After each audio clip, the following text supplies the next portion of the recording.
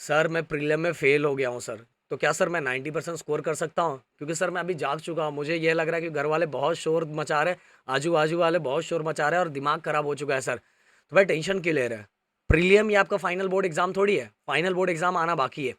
अगर आपके किसी मिस्टेक के कारण, किसी चीज़ों के कारण आपको पहले पहले एनालाइज करना पड़ेगा, सच में आपने गलती की थी इसीलिए आप फेल हुए, कि आप पास ही नहीं होना चाहते, सबसे पहले ये पता लगाना पड़ेगा आपको।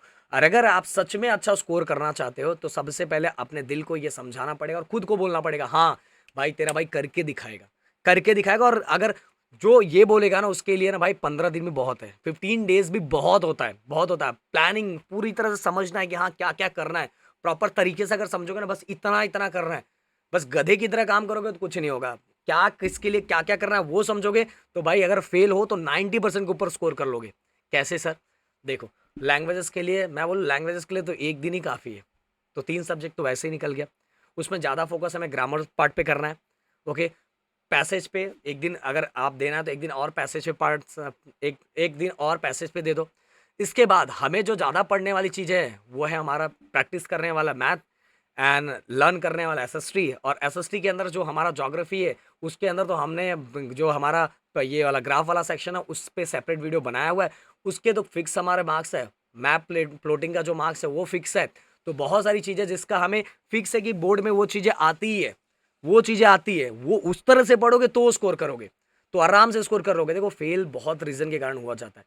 हो सकता है हमने प्रीलियम को इतने सीरियस से नहीं लिया हुआ है, और सीरियस से नहीं लिया हुआ है, हमने अपने 2-4 सब्जेक्ट ही सही किए हुआ है, एक सब्जेक्ट हम ऐसे ही जाके लिख के आए, उठ के चले आए, हमारा टाइम ये हो रहा था। और प्रीलियम में जो पेपर होता है टीचर ही बहुत हार्ड चेक करती है। क्यों हार्ड चेक करती है आप सभी को पता है। हर सिंपल चेक करेंगी और आपके मार्क्स ज़्यादा आ गए तो आप ओवर कॉन्फिडेंट हो जाओगे।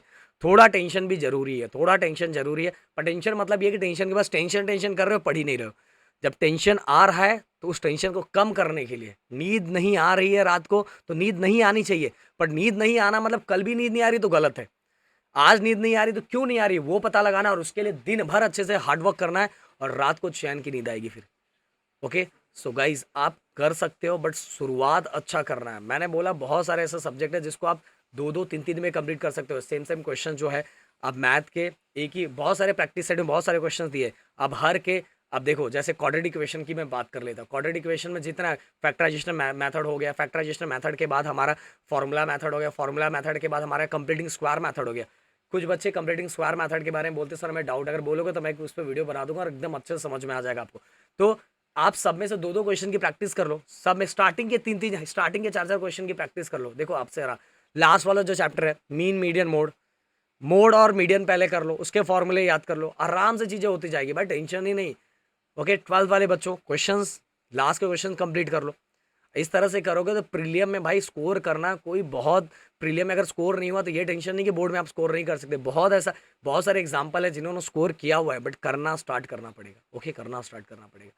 सो गाइस वीडियो पसंद है, वीडियो को लाइक कर सकते हो, शेयर कर सकते हो, अपना सपोर्ट एंड प्यार दिखा सकते हो। Thank you so much guys and जय हिंद दोस्तों।